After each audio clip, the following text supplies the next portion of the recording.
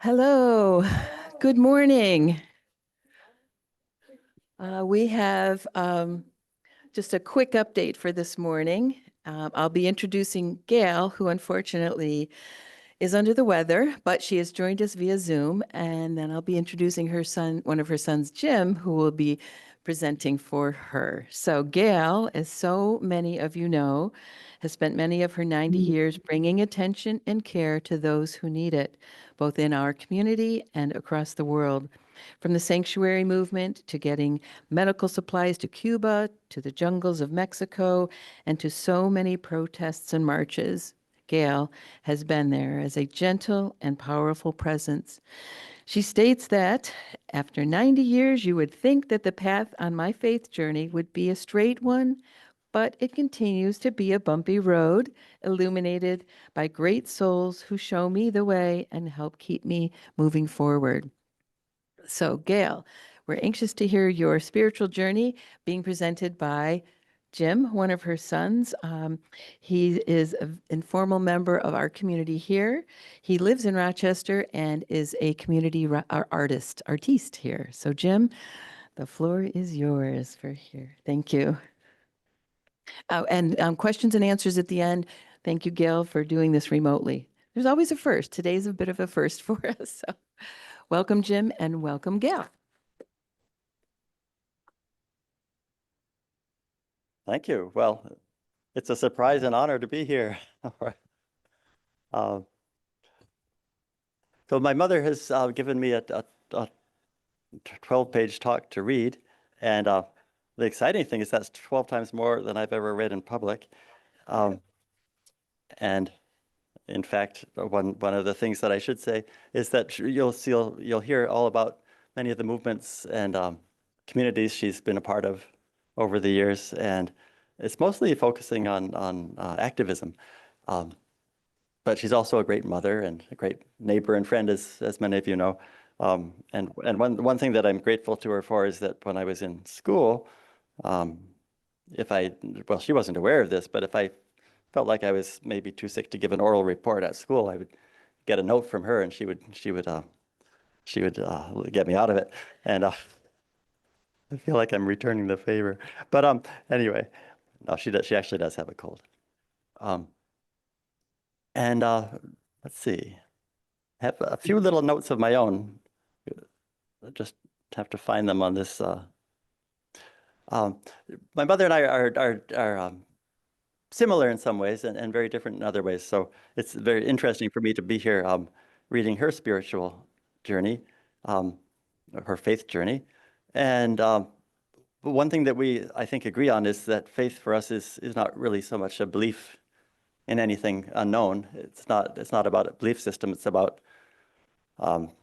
something that belief systems hope to define and control and lead us towards sometimes. But it's about something really undefinable. And so you won't find much in the way of beliefs or thoughts about belief in this talk. It'll be mostly about, like I said, episodes in her life that she thought were significant, or she thinks are. We're very different in some ways. One is that I think I'm in the camp of the unexamined life is not worth living, and she's in the opposite camp, where even the really well-lived life might not be worth examining. So enough humor. Just with that, I will launch into her nicely written talk. Unlike her, though, if you have any questions along the way, if you don't understand something I've said, or if you want to comment on something that you hear, please feel free to interrupt, make it more of a conversation. So here it is. Have you ever gone out on a beautiful summer night and watched fireflies as they radiate their twinkling light through the darkness? One starry summer night a few years ago, Jim drove me to a wooded area on a steep, narrow road in Geneseo to see a magical sight. We stood in awe in the midst of thousands of fireflies. Their glowing light made me feel that we were in a sacred place. Suspended between sky and earth, all those fireflies joined together in a brilliant light of community. Each single one sparkled, but together they created a sustaining light. I have felt that transformative light in my own life, radiating from people whose lives give meaning to mine, individually and as a community. The support of our church for so many justice endeavors has sustained me over the years. Together, you have illuminated my journey. Thank you. Mix metaphors a bit. I want to share that for 64 years, Peter was my North Star. He guided my way on and gave me unconditional encouragement and support.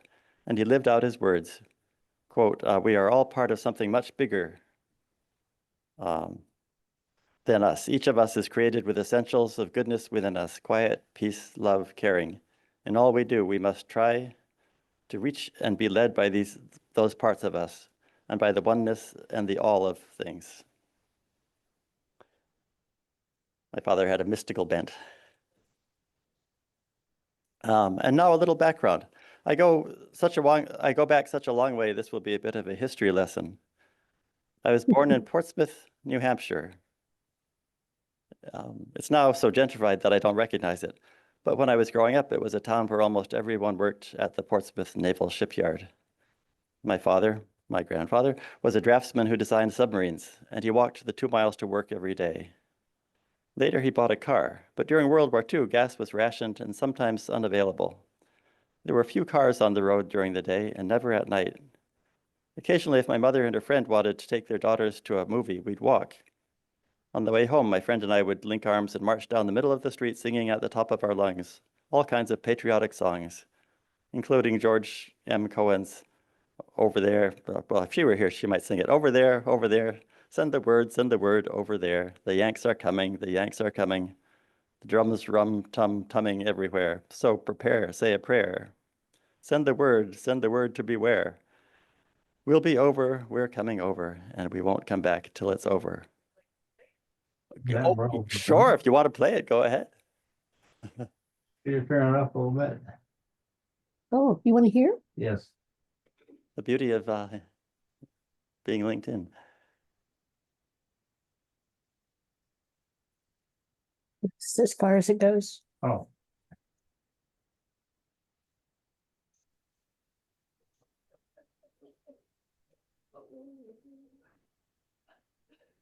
Back to World War II days.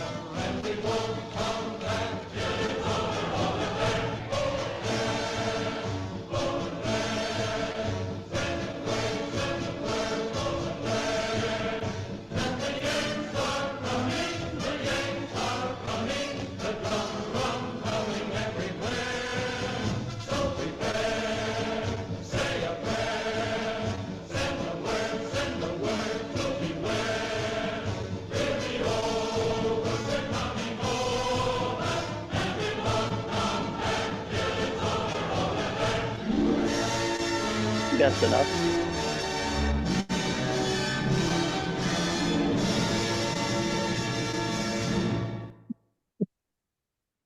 Wow, well, that captures the spirit. And I think since there aren't too many episodes from my mother's childhood recounted here, I think maybe the spirit of that song had something to do with the spirit of her activism. Just a guess. Oh. Not at all. Not the military, the common cause and the can-do. Good, thank you. This could be fun. Not having use of the car, go back to the story, not having use of the car meant that we could no longer go to St. John's Episcopal Church. The only thing I remember about that church is that incense was flung every Sunday. And one time a worshiper passed out. So we walked to the First United Methodist Church, which my brother and I attended until I graduated from high school. One day, my Catholic friend, Maureen Quirk, and I were walking by the church on our way home, and I asked her to come in with me for a minute. She looked horrified, crossed herself, and said, "No, that's a mortal sin." We've come a long way in interdenominational relations, haven't we? Says my mother. What I wanted to insert, and I can since she's not here,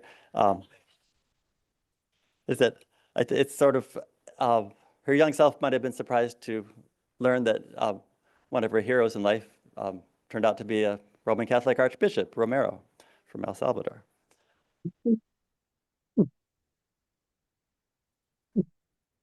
I myself, meaning my mother, I myself became a Roman Catholic for 6 weeks one summer when I was in college. Having grown up in a naval community, I wondered what it would be like to be a naval officer. So I went off to Naval Officer Training School in Bainbridge, Maryland to find out. Who's speaking there? Is Her that? son, Jim. Oh, okay. Yeah. For the first 3 days, I endured being awakened at 6 o'clock with Reveille, is that how you say it? Being sounded on a cracked record. But I had noticed that the Catholic girls were tapped on the shoulder at 5 a.m. And I decided that was preferable. Latin Mass was actually a pleasure to listen to and a meditative time. I'm glad Thomas Burton and I, just a minute. Oops, sorry, it's trouble with reading off of a computer. Had something in common. When I got home, the first thing I did was write a letter resigning from the Navy. Now we skipped quite a way. The Vietnam War lasted from 1954 to 1975. I think conscription was 1973 to 1964 to 1973. Anyway, in 1963, Peter did his 2 years of alternative service at the National Institutes of Health in Bethesda, Maryland. While we were there, our Episcopal Church paired interested white families with black families, and we became friends with the Hagans, who lived in DC and learned about the Green Book and had our first inkling about traveling while black. At this point, she's already married and she has a couple of kids. And we were living in Bethesda outside of Washington, DC. We moved to Acton, Massachusetts, outside of Boston. When Peter joined the Acton Medical Associates in Acton, all 4 doctors were Quakers who had been conscientious objectors during World War II. We wanted to keep our friendship with the Hagans, so invited their son Willard, who was 11 years old, to spend a few weeks with us. This was in rural Massachusetts. John, my older brother, Jim, Bill, and Emily ranged from 1 to 6 years old, and he had fun with all of them. One day I dropped off Willard at a toy shop to look around while I did an errand. When I picked him up, he was beaming and so excited he couldn't wait to tell me. This is the first time I've ever gone into a shop and not been followed and told to leave. They let me look at everything. Another small understanding of the effects of racism. Now I'm going to say what's probably obvious to you. The beautiful paragraph about the fireflies at the beginning and light of community, that has many meanings, but one I believe is that her path of faith is illuminated by encounters with certain people and events that cast light on what faith's all about. So these people and these events are those lights. In 1968, after Martin Luther King Jr.'s assassination, Elizabeth Boardman's husband. Oh wait, this is a little bit out of order. Elizabeth Boardman was one of the Quaker doctor's wives. Which I'll talk about. So okay. Elizabeth Boardman, wife of one of Peter's partners, became a dear friend and mentor and one of those luminous fireflies. Oh, there we go. Every Saturday, she organized a silent vigil on the village green against the Vietnam War. Her pro-choice stand led her to write a cantata about the need for each child that was born to be loved. In 1968, after Martin Luther King Jr.'s assassination, Elizabeth's husband, Donnell, and Peter felt the need to work with the Black community in Roxbury, a neighborhood of Boston, where rioting had gone on for 3 days. So they met with Guido St. Laurent, a Black leader who had been blinded by a white man in prison. Guido and his two bodyguards told Peter and Donnell that what their community needed was help at night, and that the bodyguards would accompany them.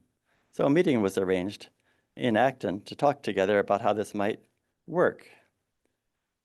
We waited for them all evening. There was no response when we called the office.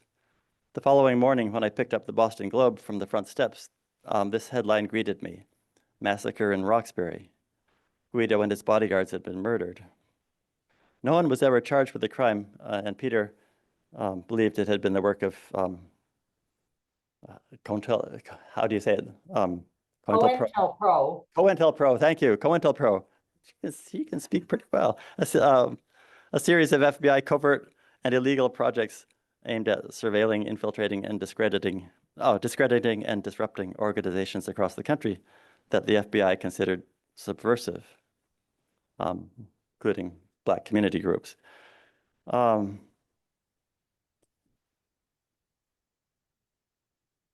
After that, Peter decided to leave family practice to get involved in one of President Lyndon Johnson's Great Society programs, creating community-led healthcare facilities in poor areas across the country. Part of this program was that for a health center to be set up under the program, at least half the employees had to live in the neighborhoods that were being served, and anyone who wanted a job would be trained for the position that interested them. So that's what interested my father. His father had written a book on rural healthcare, and so they ran in the family wanting to get medical service to everybody. So we moved from Acton to Baltimore and then on to Tucson, where Peter was medical director for a new health center serving the neighborhoods in the poorest part of town. Anybody here been to Tucson? Yes. Okay, so it was on the southwest side. He worked days, nights, and weekends, and was so happily busy we never got to see the Grand Canyon. True. But after 2 years, the El Rio Santa Cruz Neighborhood Health Center was up and operating and still is. Southside Presbyterian Church was in that neighborhood. When we heard that a Chicano activist was going to be speaking there against the Vietnam War, we made our way through crowds of people to hear him. The minister introducing the speaker was John Fife, and we were struck by his vitality and warmth. So on Sunday, we all returned and knew this would be our church home. Blacks and whites, Chicanos, and members of the indigenous Tohono O'odham Nation and the Pascua Yaqui, young and old, filled the pews of the small wooden church where Mrs. Johnson played an upright piano with such vigor that it had fallen over twice and had to be propped up with boulders. As for John Fife, he lived out the words spoken by the current pastor at Southside. When a church is being its most faithful to Scripture, it is always standing on the side of the oppressed and the persecuted. John Fife illuminated our lives and countless others across the country. When he was nominated later to become moderator of the Presbyterian Church, USA, he said, "Just as long as you know that if you elect me, you're electing a convicted felon." In 1986, long after we were there, he had been convicted of violating immigration laws and had served 5 years probation. Very exciting to be a member of that church. I was just 10 years old. And to find out so many years later that that church was helping to lead the sanctuary movement.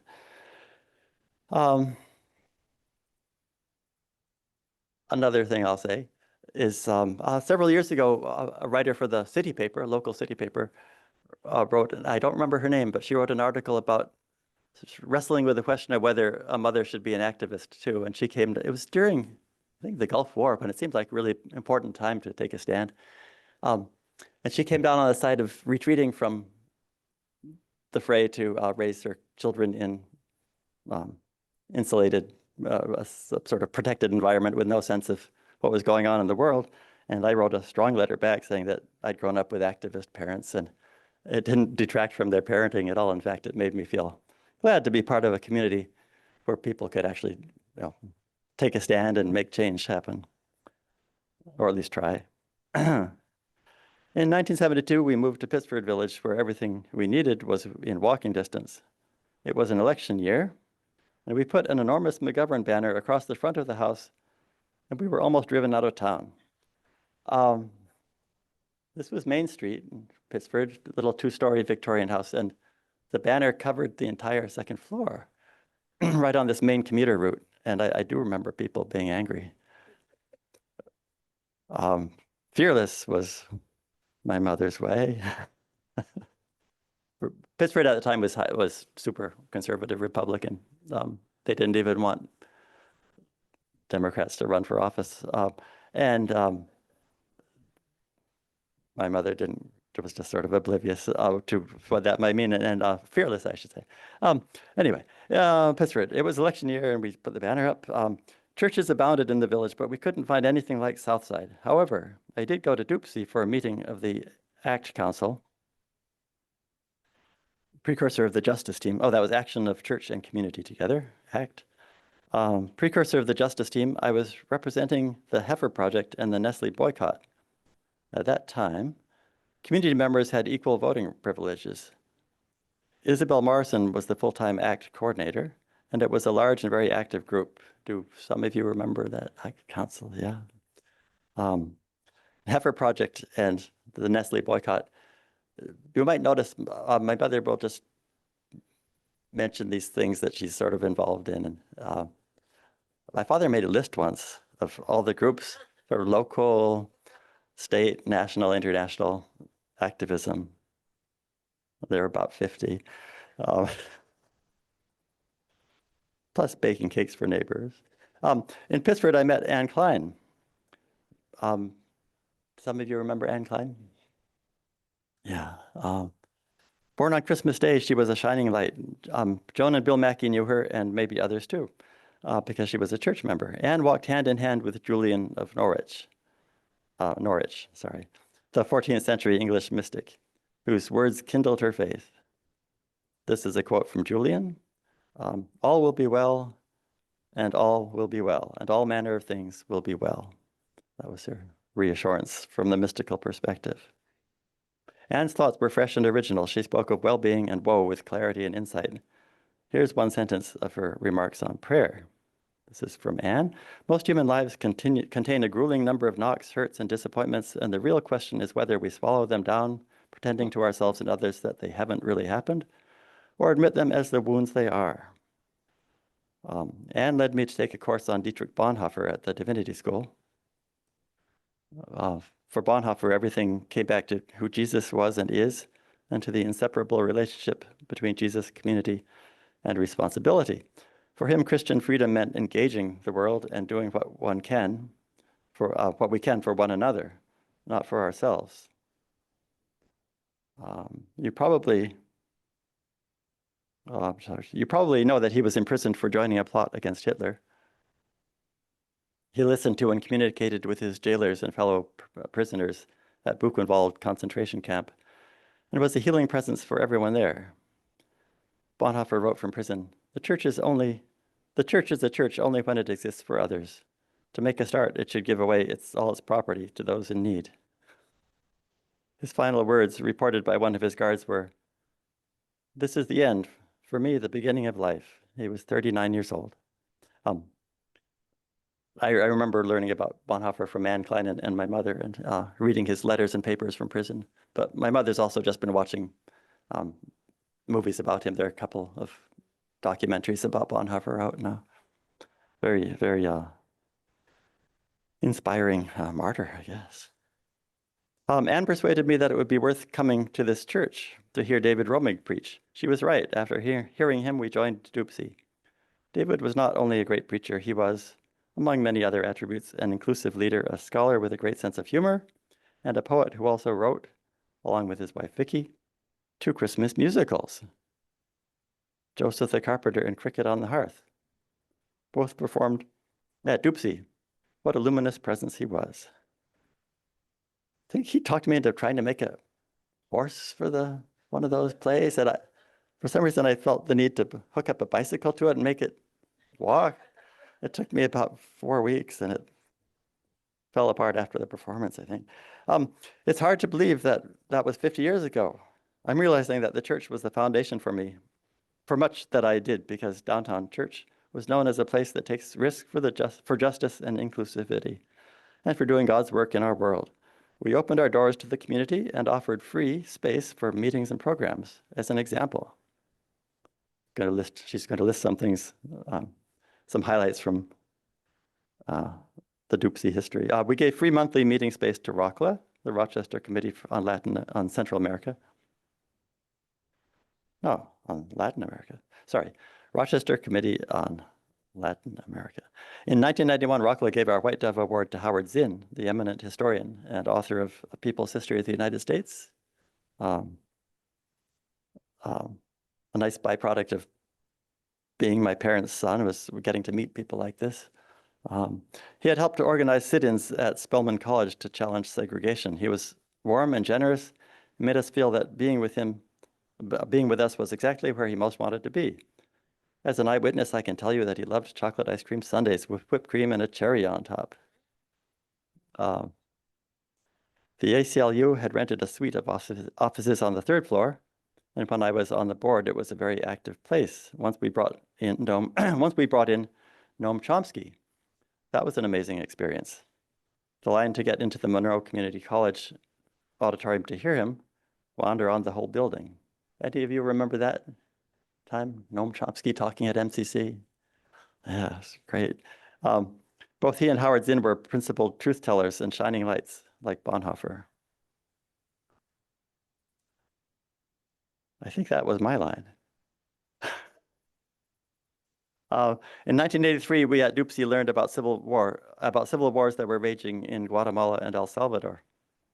Largely poor communities against repressive torture states. Increasing numbers of Salvadorans and Guatemalans were fleeing for their lives, but our government was financially supporting their governments, and so denied all asylum requests, claiming that those trying to come in here were communists. We had heard about the sanctuary movement and wanted to know more, so invited John Fife, one of its founders, to help us understand what it would mean to become a sanctuary congregation. He warned us that the US government considered the granting of sanctuary to be illegal, that there could be large fines and 5-year jail sentences. Then he looked at all of us and said, but what we're asking you to risk is nothing compared to the immense suffering of these people. So after a 9-month study of the legal and moral aspects of sanctuary, we voted overwhelmingly to become a sanctuary congregation.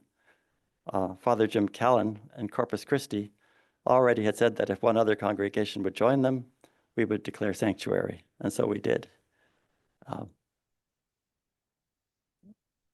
And here I'd like to lift up Jim Callan. His light and love shone on everyone whose life he touched. He visited Peter in the hospital, walked inconspicuously with the farm workers in Labor Day parades, went with a group of us to El Salvador during the war, and kept us all in his warm light. He worked for justice, lived a life of loving kindness, and walked humbly with God, Jesus, and the rest of us. Now, at this point, I want to pause to ask how much time is left. 15, okay, any questions at this point? Okay. Later, Temple B'rith Kodesh, Lake Avenue Baptist, the House Church, and the Religious Society of Friends, Quakers, joined us in a covenantal relationship. In June 1984, we celebrated the arrival of the Gomez family from El Salvador. Some of you may remember Alejandro and Leticia. And then their 4 children and their grandmother. They took up residence in the 3rd floor apartments upstairs. Alejandro spoke about the need to stop U.S. funding of El Salvador to crowds all across the city. Very brave thing to do for someone who is in sanctuary. Time is short, so I'll skip to May 23rd, 1986, when 10 immigration agents with 4 limousines converged on Alejandro and Leticia as they were walking back to DUPC from their lawyer's office. Several agents pushed Alejandro into one of the limousines and they all sped off. After 3 frantic hours, Leticia learned that the INS had arrested him as a national security threat because he was talking out about what was happening in El Salvador. And bail had been set at $50,000 cash, which was considered extremely out of proportion to anything, but it was meant to prevent his getting released. Word went out across the community. The following day, an office was set up at Dupsy. People lined up to contribute. Children emptied their piggy banks.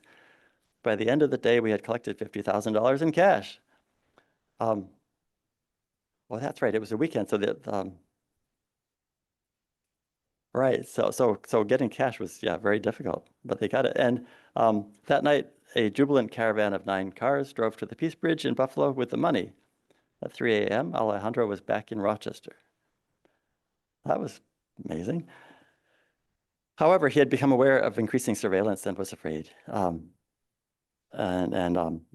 One day, unknown to any of us in the sanctuary committee, the Gomez family went to a party, taking nothing with them except their papers so the children wouldn't know what was happening.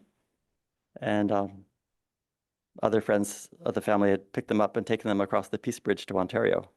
Canada welcomed them and they were safe at last. They're still residents of Ontario. On Sunday, we were given this letter from Alejandro. He said, "Dear brothers and sisters, it hasn't been easy for me to make this decision. Never has anyone penetrated my heart in the way that you have. I love all of you equally, and it was very difficult leaving you without saying goodbye. May God bless you for all the good that is in your hearts. I love you all." He went on to say that the precarious conditions of his existence had been destroying the lives of his children bit by bit, and that their lives do not belong to me. I can decide about my own life, but not about the lives of my children. I was sure that I would have been deported along with my family, whom I had caused to live in fear. It was probably seemed inevitable that if he'd stayed here, he would have been just shipped back and then killed in El Salvador. In March of 1993, our own prophet, Janie Sparr, became a traveling evangelist who let her light shine out of the darkness of Presbyterian church policies. She traveled around the country spreading the good news about GLBTQ issues, doing far more for the cause than she ever could have by preaching at Dupsy. The 50th anniversary of the signing of the Universal Declaration of Human Rights was coming up in 1998. Dupsy gave us meeting space, I guess, and we started planning a program. They gave us use of the sanctuary, and right after that, we decided to lift up one of the 30 articles every year. Article 14 of the Universal Declaration of Human Rights is that everyone has the right to seek and enjoy asylum from persecution in other countries. Lately, I've been realizing how much refugees have informed and enriched my life. I am deeply moved by their courage, their risks, their challenges, their faith, and their hopes. Each one is a beacon of light. Talking about them could be another forum session. And I think if I only have about 10 minutes, I might have to skip this part. Sorry, Mom. Well, But I think sorry, what? that's important, I think. Okay. We'll just go. Okay. Briefly then, in 1983, Abraham Tonbol, a young agronomist, came here to attend Presbyterian Youth Conference. Everyone he met felt humbled to be in his presence. One Lutheran pastor said, "I feel as if I have met an angel of God." Abraham was eager to share his vision of how the people of Southern Sudan could become self-sufficient. His one wish was to take back seeds to his country. The Harris Seed Company offered them for free. And the employees were astonished when he only took 4 packs.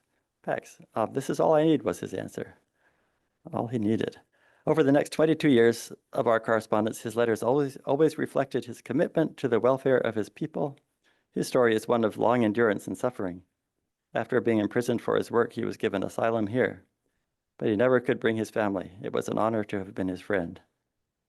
The Gomez family you know about, they've been living happily in Fort Erie with family nearby and lots of grandchildren. Cecilia Moran was in sanctuary here for a short time. In 1983, when she was a college student in San Salvador, she was imprisoned and tortured before being released. Ever since coming here, she has worked in Long Island for other refugees. She joined a case against the Salvadoran general who had been responsible for her torture and who had been living in the US. They won and he was deported. You can ask our own Mauricio Morales about his experiences in El Salvador that caused him to flee. I interviewed him and his brother 25 years ago for a college class on immigration. It was just harrowing what they've been through. Abdi Girma Arena was given asylum here after torture in Ethiopia that caused him to lose his memory for 18 months. He is an Oromo, one of the persecuted majority, and his dream is to work for his people and teach the children the Oromo language and culture. He appreciated his time at Dupsy. Currently, he is in Minneapolis and going through hard times. We're familiar with Sebastian and Salva Dut's inspirational stories and the impact they continue to have on their communities in South Sudan. K.R. Khan and his family arrived here last March. He was a religious refugee who had been tortured in Pakistan for becoming a Christian. They, as all other refugees, had to leave everything behind. K.R.'s vision had been to start a university in Pakistan using a pre-Newtonian model of teaching, actively engaging the students. And now, you all know about our new friend who's working to make this his home. I guess I'm not supposed to name names. How much time is left? Okay. In September 2004, Joan and Bill Mackey, Sandra Kane, and Marilyn Mold were among the friends who stood by me at the Monroe County Hall of Justice as I was waiting to give a judge my war protest statement. On Ash Wednesday 2004, 2 weeks before the US invaded Iraq, I had joined 12 others in attempting to go into the federal building to pray. Before that, a Catholic deacon had put smudged crosses on our foreheads from burned dollar bills that we had all contributed. We had gone to jail overnight on charges of criminal trespass. But on that September day, we were told that the case was dismissed because the DA's 3 witnesses didn't show up. However, it turns out we did commit the one crime. We could still be charged with burning government property. Did you know that your dollar bills belong to the government? Yeah. Let's see. Well, any suggestions? Just continue as far as you can and then stop when they tell you to. Okay, when they pull me off the stage. Okay, well, you're going to keep getting. I have to find my place now. The Reverend Pat Youngdahl, who was our pastor from 2004 to 2012, and again from 2014 to 2021, gave much of herself in her ministry. One example of her loving care was the day I called simply to let her know that Peter had an operation and was in the hospital. I had no idea that she and Michael were on their way to a weekend retreat with Pema Chodron, the Buddhist nun, who always had a waiting list for her sessions. They were already in Albany, so I reassured her that all was well and that I simply wanted her to know. 4 hours later, she walked into the hospital with her warm smile and arms outstretched. A sustaining light, that is something I'll always treasure.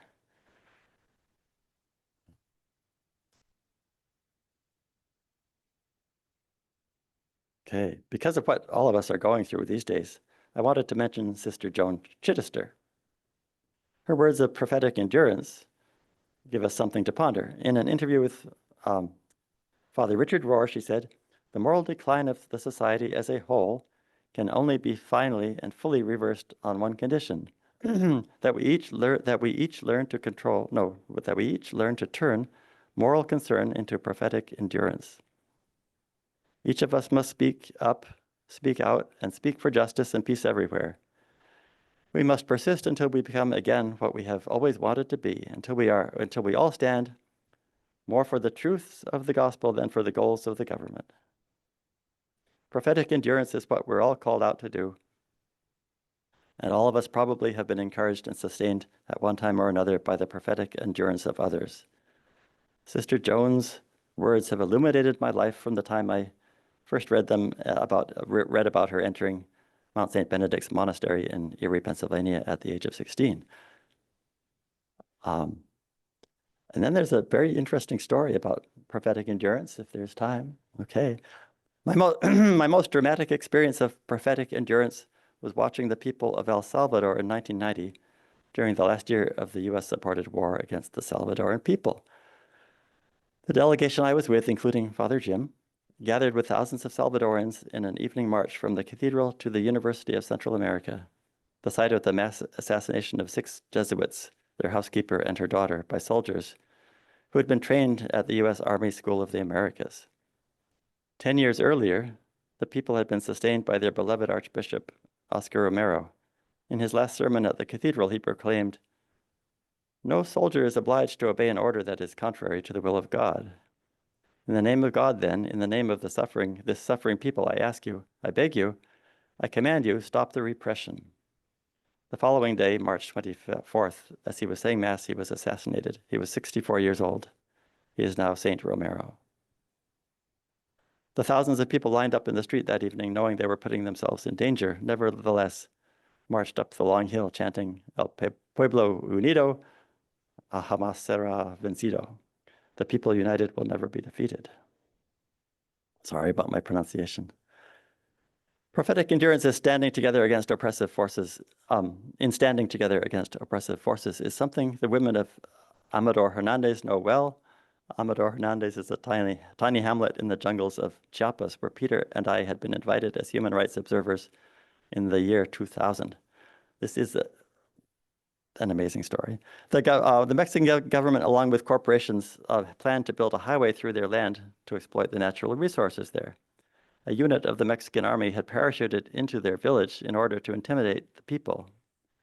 But the women resisted these troops by shouting them down a ravine and into the rainforest.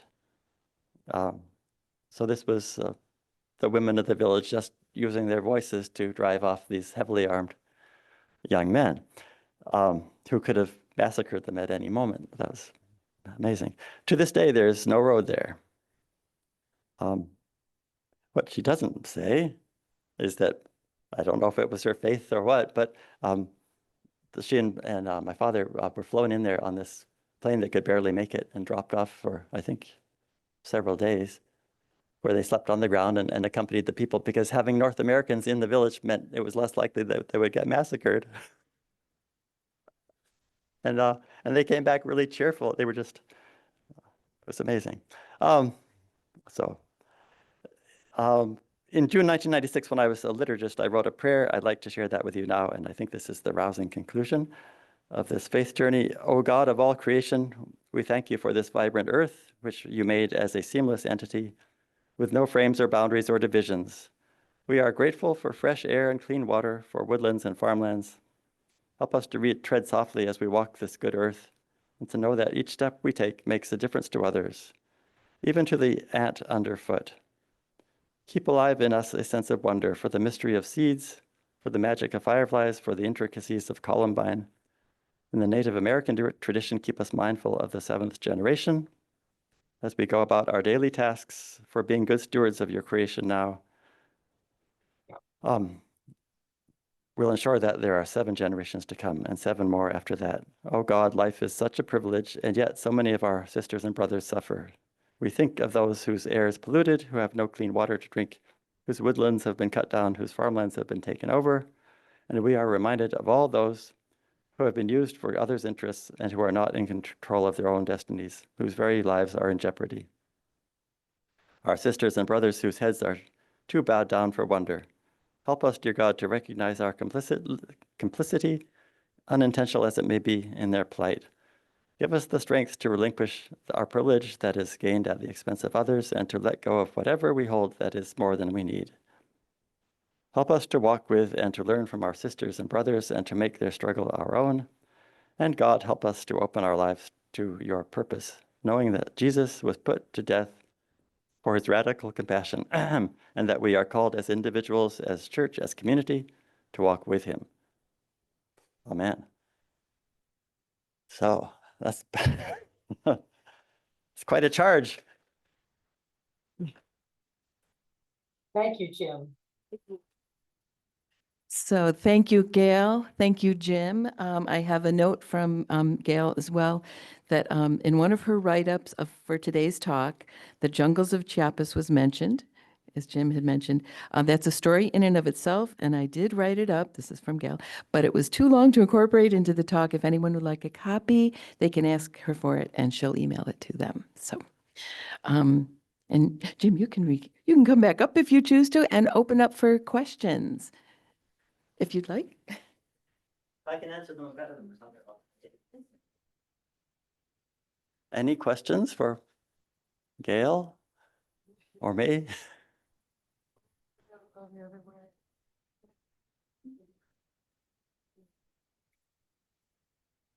This was a wonderful presentation, Gail, of all you've done out in. Somebody's at the door. I have to just spin. I'll be right back. A neighbor in need. Well, she's not there, so I can just nudge. I just want to say that I think we're all very, we're all quite aware of the many things that Gail has done in the world, although it's wonderful to hear them all at once and be reminded. But I also, Gail has been like a quiet deacon in our church for years, and I first became aware of it when my friend Judith Foster was in the hospital, and Gail came to see her and learned that this is something that Gail did regularly, to know who was in the hospital, who was in need, and to reach out to them. So when I know she can't hear me, but I think I that's can.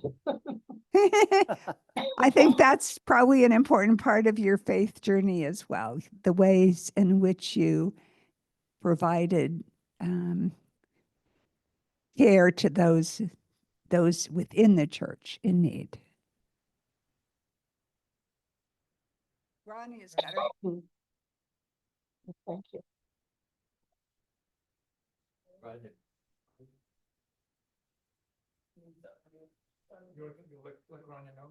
Yes. Can we call on Grania? How do we do that? Just talking to things. Oh. Rania, do you have something to say?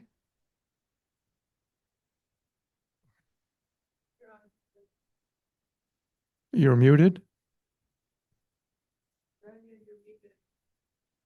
Yes.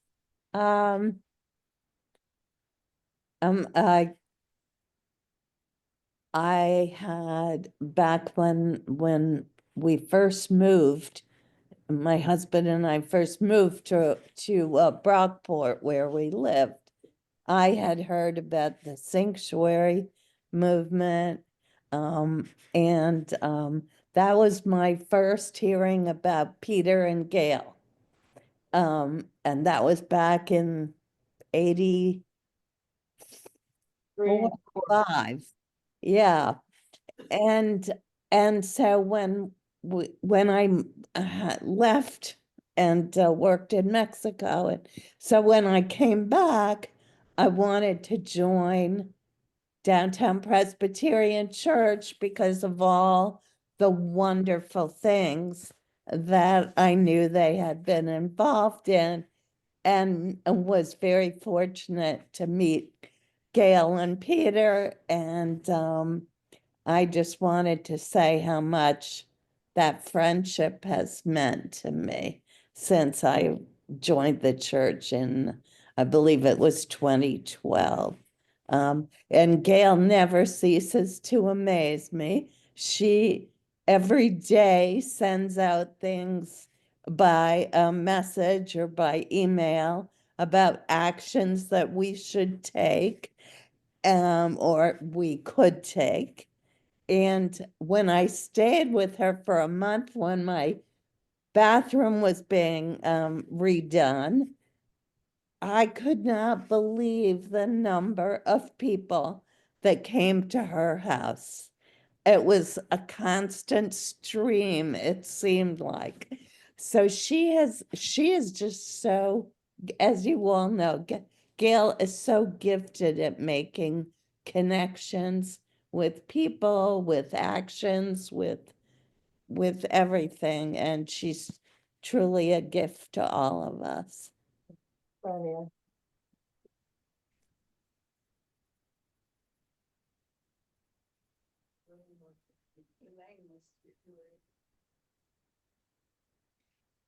This past week, I've been very involved in things that Gail is doing, and the phrase divining rod came into my mind. And I thought, for me, that's Gail. She's a divining rod. So then I looked it up, and of course, the scientific community poo-poos divining rods.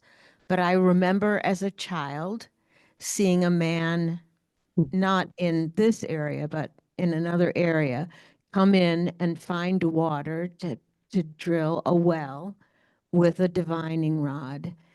And I think the scientific community can poo-poo it all they want, but the community of spirit understands that a divining rod is terribly important. And I feel like that's what Gail has been for us. Thank you, Nancy. Elaine? So I'm just remembering the first time that Ron and I attended Dupsy back in something like 2006, perhaps, or 5. That afternoon, the doorbell rang, and I opened the door, and there was Gail standing there with a loaf of bread to welcome us to Dupsy. And that image has just remained with me all this time because it's Gail. And I love you, Gail, so much. Thank you. Elaine.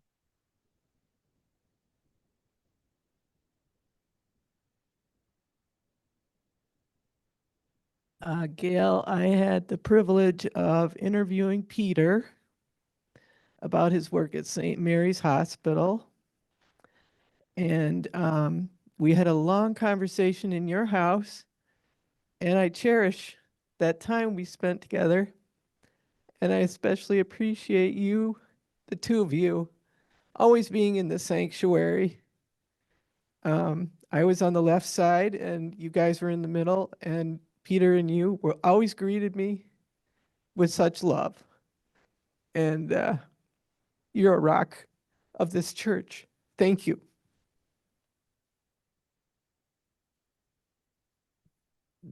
I have a quick question. Gail, with all that you do, wondering, how do you, so to speak, fill your cup? How do you constantly replenish spiritually or secularly? Well, that's easy to tell you because the talk started out with fireflies, and you're all my fireflies, so makes it very, very simple. Looking around at all of you, thank you. Not much help for those of us who want to get replenished. But yeah. We have to find our own fireflies. Yes, yes, yes.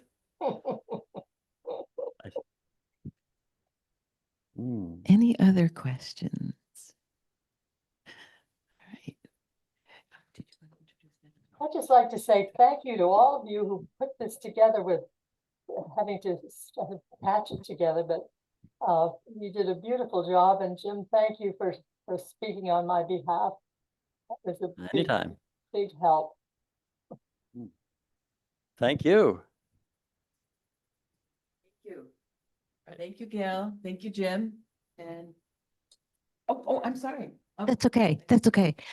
This isn't anything about Gail, but yesterday I went to the Edgerton Ballroom for Fruition Seeds for a seed packing and seed swap. I didn't know a single person in the room. And by the time I left, I had friends in that room, including a woman I saw downstairs who's part of the Quaker meeting. When I came in the door, I said, "You were at that meeting yesterday." And she goes, "And so were you." And it was just like, she's one of my fireflies now.